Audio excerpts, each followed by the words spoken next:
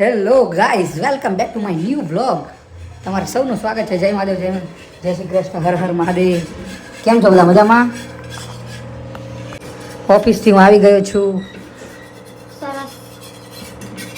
શું કરે છે? રોટલો અને સબ્જી બનાવું છું. શેનું સબ્જી? ડુંગળી બટેકા. એવું? ચાલો હું કપડાં વપડા ચેન્જ કરી લઉં અને જીમમાં જઈ આવું. મને થોડોક નાસ્તો આપી દે. જાઓ, કપડાં બદલી લો, બેડ ઉપર વિકાસ કરતા હોય. શું છે? પ્રસાદી.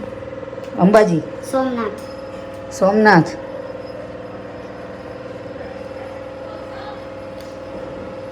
મગજ જતારામ નથી.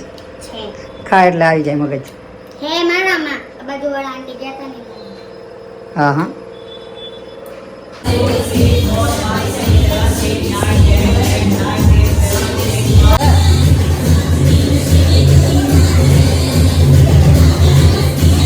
હાલો, હું આવી ગયો જીમમાંથી. તો જમવાનું કાઢ. રેડી છે. હાથ પગ ધોઈ લો. હાથ પગ શું નહીં લઉં, હાલ તું ફટાફટ જમવાનું કાઢ. હાલ પણ જાવ તો ખરા, આપું છું. અહીંયા બધું ઠંડુ થઈ જાય. તમે નહીં ના હોય એટલે બધું રેડી છે. બહાર લાવવાનું છે. હાલ ઊભી થા. હું ગણસી શું કરતી હતી? રસોઈ કરી. પછી થોડું કામ હતું એ કર્યું. શું કામ કરેસ તું એટલું બધું? મારે કામ હોય. શું કામ હોય? કામનું નામ તો હોતું નથી. કામ હોય. કામ ન દઈએ, અમે સીધું કામ જ કરીએ. કામ એટલે ડિપ્લોમેટિક આન્સર. એવું જ હોય ને, તો કઈ બધા આન્સર નો જાહેર કરવાના હોય. હા. પર્સનલ રાખો થોડું. તારે આખો દી રીલમાં રહેવું હું પર્સનલ એ પર્સનલ રીલ વાળા ની પર્સનલ લાઈફ હોય. બો બોકલી બાકી નથી. કાંઈ ઢાલ જમવાનું હા, આપો હાલો જાઓ. સેટઅપ કર. એટલે કરું હું, બંધ તો કરો આ. એવું થોડી હોય આમાં બંધ થાય તો. હું હમણાં કરીશ, તમે કપડાં બદલી લો એટલે આપી દઉં. બધું રેડી છે, થાળી જ બહાર લાવવાની છે ખાલી. થાળી મૂકી પરેશાન રાખ્યું છે? હા, ઓહો, અત્યાધુનિક. અત્યાધુનિક. હા, તને ઓલી ખબર હે હુમલો થયો દિલ્હીમાં, બોમ્બ વિસ્ફોટ થયો? જોયા ન્યૂઝ? કાલ થયો. કેવા માણસો છે, ડૉક્ટર કક્ષાના માણસો થઈને આવું બધું કરે છે. આમાં શું હવે ભરોસો રહે આપણને? બધા ડોક્ટર એવા ના હોય, પણ હા, અમુક પણ હોય, એમ આવું નહીં, શીખવાનું. આ લેવલે અમુક વસ્તુ હોય કે સૌથી એટલે એવું કે ને બધા ભણેલા હોય એટલે ફરક પડે. એમાં ના, એટલે અમુક એવું બોલતા હોય કે જે અભણ હોય ને એ આવા બધા રસ્તા સિલેક્ટ કરે, ભણેલા ન કરે. એટલે જેને ખરાબ રસ્તો સિલેક્ટ કરવો હોય ને એ ગમે એમ કરીએ કે એમાં ભણેલા ન ભણનો કોઈ ઓલો નથી. સારો કે ખરાબ રસ્તો સિલેક્ટ કરવો હોય તમારા માઇન્ડ ઉપર હોય.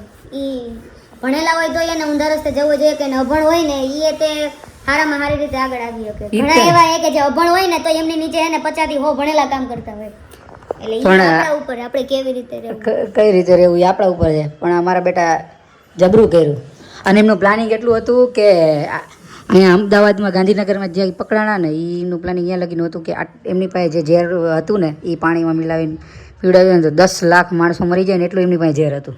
હા, તો હતું જ તે. એમને પકડ્યા અત્યારે એ લોકો છે પાકિસ્તાન સુધી કોન્ટેક્ટ હતા એમને. રેકી કરતા હતા ને યુપીના જતા પાછા. નરોડામાં રેકી કરી હતી. નરોડાની ફ્રૂટ માર્કેટ રહી ને એમાં રેકી કરતા હતા એ લોકો. વિચારો કરો હવે આમાં કોના ઉપર ભરોસો કરો ને કોના ઉપર ન કરો. આ તો તોય આપણી એજન્સી એટલી પાવરફુલ છે કે આ બધાને પકડી લે. હજી ધૂળ કાઢી નાખશે. અને પાછો આમની પાસેથી ઓલું મળ્યું, બારૂદે મળ્યું. ઈ તો હોય જ ને, ઓલી ગન ને એવું કેટલું હતું. AK-47 ને એવું બધું મળ્યું. કેટલી તૈયારી કરતા હશે. શું કામ આવું કરવું જોઈએ? ખાઈ પીને શાંતિથી પરિવાર હારે રહેતા હોય તો શું કામ આવું બધું પાપના પોટલા બાંધવાના? પાપના પોટલા ને બીજાને માર નાખવાનો તો એનો શું એનો ફાયદો થાય? એ નિર્દોષ માણસોને મારે એ પછી એનો ઈ વ્યક્તિનો બીજો જન્મ કેટલો ખરાબ થાય. બીજો જન્મ જવા દે, પણ જે જીવે છે ને જીવવા નથી દેતા હરખી રીતે. હું ઈ જ કહું છું, જીવા નથી દેતા, જીવે છે ને આ તે. તમે ગમે ઈ હોય XYZ, પણ નિર્દોષ માણસને મારવાનો હક કોઈ નથી. નથી જ તે. ઈ વસ્તુ બહુ રોંગ છે. ઈ ક્યારેય ન કરાય. માણસ, પશુ, પક્ષી, પ્રાણી કોઈને નિર્દોષને મારવાનો હક આપણને કોઈ કુદરતે નથી આપ્યો. કોઈ પણ ભગવાન એવું નથી કહેતા કે તમે નિર્દોષ માણસને મારો, નિર્દોષ જીવને મારો. એક બીજી ન્યૂઝની અફવા ફેલાણી હતી, ખબર તને? અને ધર્મેન્દ્ર કાકાને કહો કે ગુજરાઈ નાખ્યા, જીવે છે બિચારા તો. RIP ના તે ને ઓમ શાંતિ બધા મંડી જ પડ્યા છે. અને મેં જોયું, એટલે મેં જોયું ને તો ઓલા હેમા માલિની છે ને એનું ઇન્સ્ટામાં પેજ ખોલીને જોયું તો એમાં એમના હસબન્ડનો ફોટો મૂકીને લખ્યું હતું કે પ્રે ફોર હિઝ સ્પીડી રિકવરી, કે બહુ બીમાર છે ને એમને સ્પીડી રિકવરી માટે બધા પ્રે કરો. તો બધા એવું સમજી લીધું કે આવી રીતનું લખ્યું એટલે એ તો કેટલાય આરઆઈપી પછી એમની છોકરીએ એને ક્લિયર કર્યું કે એના પપ્પા જીવે છે અને એમની હાલત અત્યારે સ્ટેબલ છે, કૃપા કરીને આવી બધી ખોટી અફવા ન ફેલાવો. જીવતા મારી નાખે વ્યૂ અને ટીઆરપી હતો એટલે સાચી ન્યૂઝ હોય તો આપણને આવું ન કરાય કોકને. ભલે એમની તો ઉંમર વધી પણ તો આવું ન કરાય. આવું સાચું કોકને બિચારાને આવું કરવાનું. આ બધા આમ થાય આરઆઈપી મંડી પીડા હતા. તો શું ગમે ત્યારે. અને એક બીજો અત્યારે સ્કેમ ચાલુ છે તને ખબર હે? અત્યારે એક એવો સ્કેમ હાલે છે કે એક ડોસીમાં અથવા કોઈ લેડીઝ એક છોકરાને નાના છોકરાને લઈને આવે અને પછી એમ કે મને એ જે બેન છે ને એમ કે મને ચક્કર આવે આ તે, અને પછી નજીકનું કોઈનું ઘર હોય ને ત્યાં એમ કે મને પાણી કે એવું કંઈક આપો ને, એટલે જેવું પાણી ને એવું કંઈક અંદર લેવા જાય ને આપણે કોઈને પાણી ના પાડે આપણે પાડી નહીં એટલે એ સીધા એ અંદર ઘરમાં આવતા રહે. અને ઘરમાં આવતા રહે ને એટલે એ એમ કે કોકને ફોન કરે કે મારે દવા ખૂટી છે એટલે એક કેપ્સ્યુલ ને 2 કેપ્સ્યુલ કે એવું કંઈક આપો, એક ટીકડી કે એક કેપ્સ્યુલ આપો. એનો મતલબ એમ કે એ ઘરમાં કોઈ એક લેડીઝ હોય ને તો એમ કે એક કેપ્સ્યુલ છે, એક કેપ્સ્યુલ જોઈએ છે અને એક ટીકડી જોઈએ છે, એટલે મેન હોય ને તો ટીકડી કે. આવા બધા સ્કેમ આલે છે. પછી એ ઘરની રેકી કરે અને રેકી કરીને પછી એમાં લૂંટફાટ કરે, આ તે કરે. આવા બધા સ્કેમ ચાલે. આ તો શું છે કે આ ટોપિક બહાર પડી ગયો. હવે આવા તો કેટલાય કોડવર્ડ હોય એમની પાસે. એટલે એને ગમે ઈ થાય દયા 100 વાર દયા આવતી હોય ને તો અજાણાને ઘરમાં નહીં આવવા દેવાના. એક વસ્તુ નક્કી કરી લેવાની, ઘરમાં નહીં આવવા દેવાના. તમારે એટલી દયા આવતી હોય પાણી અમુક માણસો જેન્યુઅન હોય એવું નથી, અમુકને હકીકતમાં જરૂર હોય મદદ કરાય તો કોઈ ઘરમાં નહીં ગાલવાનું, આમ નહીં કહેવાનું. તો જે હોય બહારથી આપી દેવાનું, એમના ટચમાં નહીં આવવાનું. અમુક એવા હોય છે કે તમે એમની નજીક જાઓ તો તમને હિપ્નોટાઇઝ કરી નાખે, તમારું જે હોય ને તમે આપી દો. કોઈની હારે આઈ કોન્ટેક્ટ નહીં કરવાનો અને કોઈને ઘરમાં નહીં આવવાના. તમને દયા આવતી હોય ને તમારે જે મદદ કરે બહાર કરવાની, કોઈને અંદર એન્ટ્રી નહીં આપવાની. હાથ વાર સાચા હોય ને, કેમ કે આ એવો જમાનો જ નથી કોકને ઘરમાં આવે. અને બારે તે તમારે એટલું ધ્યાન રાખવાનું, બારે અમુક છે ને એવા મતલબ આપણા સનાતનીના કપડાં પહેરીને તે બધું અલગ ધંધા કરતા હોય એ ખોટા. એટલે એ એક ટાઈપનું ઇગ્નોર અમુક માણસો માનતા ન હોય એની બધું. બાકી કોઈ અત્યારે એટલી બી બધી એનર્જી બધા પાસે હોય છે કે તમે ખાલી તમારી આંખમાં જોવે ને તમે આખા એના વશમાં થઈ જાવ. તમને હિપ્નોટાઇઝ કરે ઓટોમેટિક, તમે તમારે જાતે જ એને બધું તમારું આપી દો. એવું જ છે. એટલે આ બધી વસ્તુ એક્ઝિસ્ટ કરે એટલે જેમ બને એમ તમે સતર્ક રહો તો સારું. એમ કોઈની આંખમાં એવી રીતના અજાણ્યા આંખમાં આપણે જોઈને શું કરે જોવાનું નહીં. એટલે ધ્યાન રાખો. મારે હજી થોડા દી પહેલા જ નતો આવ્યો ફોન. મારે ફોન આવ્યો તો મને કહે કે મેડમ તમારું પહેલાં મારું નામ બોલ્યા પછી પાછળ મારા પપ્પાનું નામ બોલ્યા. એ તો ટ્રુ કોલરમાં કે નંબર ગમે નાખો ને એટલે આખું નામ તમારું આવી જ જાય. તો મને કે આપણે પેટીએમમાં આવી જાય, કોઈ પણ પેટીએમમાં કોઈ નંબર નાખો ને એટલે આખું નામ આવે. એટલે મને કહે કે તમે આમી ડોટર બોલો છો? મેં કીધું હા. તો મને કહે કે તમારે એક ઓલા ઇન્સ્યોરન્સના પૈસા આવવાના છે, તો કે 13,000 રૂપિયા તમારે આવવાના છે, તો આ તમારો ગૂગલ પે નંબર છે તો હું નાખી દઉં. એટલે મને તો એ નંબરમાં સ્પેમ લખેલું તો મને ખ્યાલ હતો કે આ બધું ખોટું જ હોય. એટલે મેં કીધું હા નાખી દો તમ તારે, કેમ કે મને ખબર હતી એ નંબરમાં મારે ગૂગલ પે છે જ નહીં, ક્યાં જ નાખવાનો. પછી એને મને ટેક્સ્ટ મેસેજ કર્યો. ફેક મેસેજ અત્યારે અમુક થર્ડ પાર્ટી એપમાંથી બને છે કે તમારામાં ફેક મેસેજ નખાવે કે આટલા પૈસા ક્રેડિટ થયા, 10,000 ક્રેડિટનો એને ફેક મેસેજ નખાવ્યો. એટલે એમાં કેવું હોય કે એ ખાલી આમ ચોકડી કરીને પાછળ એક બે કંઈક આંકડા મૂકી દે ને પછી એમાં લખી નાખે કે 13,000 રૂપિયા ક્રેડિટ એવું લખીને ખાલી.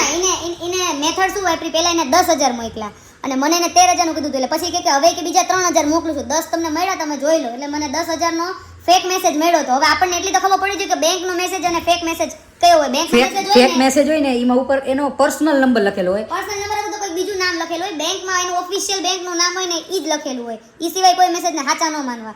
એટલે મને 10,000 નો એવો મેસેજ આવ્યો. મેં કીધું આ મેસેજ આવી ગયો. પછી મને કે રો બીજા 3 મોકલું. એટલે 3 માં એને વાય એક બીજું મીંડું કરી દીધું. એટલે 30,000 થઈ ગયા. અને પછી મને એમ કીધું કે મેમ એક ભૂલ થઈ ગઈ મારાથી, મેં તમને છે ને 3,000 ને બદલે 30. એટલે પછી છે ને એને 3,000 ને બદલે 30,000 કરી દીધા. એટલે પછી મને કે મેં 3,000 ને બદલે 30,000 મોકલી દીધા છે, એમાંથી તમને અડધા પાછા આપી દો, 13,000 રાખીને બીજા પાછા આપી દો. અને એટલી વારમાં એને પેમેન્ટની રિક્વેસ્ટ બનાવી નાખી. એનો ટેક્સ્ટ મેસેજ આવી ગયો. એ તો મારે નો ડાઉટ ઈ નંબરમાં જીપે જ નહોતું. બાકી જો જીપે હોય અને એમાં પેમેન્ટ રિક્વેસ્ટ હોય ને એમાં ભૂલી તમે ટચ કરી દો. અમુકને આદત હોય ટચ કરે તો પાસવર્ડ નાખી દે, કેમ કે પાસવર્ડ બેલેન્સ ચેક કરવા હોય તમે નાખતા હોય, બધી રીતે નાખતા હોય. પાસવર્ડ નાખે એટલે ડાયરેક્ટ એના પૈસા ટ્રાન્સફર થઈ જાય. એટલે આવા ફ્રોડ આવે. મેં એને બ્લોક કરી દીધો. અને મારા નંબરમાં જીપે હું આમાં રાખતી જ નથી જીપે, કેમ કે મારો આ નંબર છે ને બિઝનેસ માટે બધે યુઝ થતો હોય. પણ ઈ જે આવી રીતના કરતા હોય ને એમને આવી રીતના ખાલી એક બે બકરા મળી જાય ને તો એમને રોજની આટલી કમાણી. અને આ બધું સેકન્ડોમાં થતું હોય.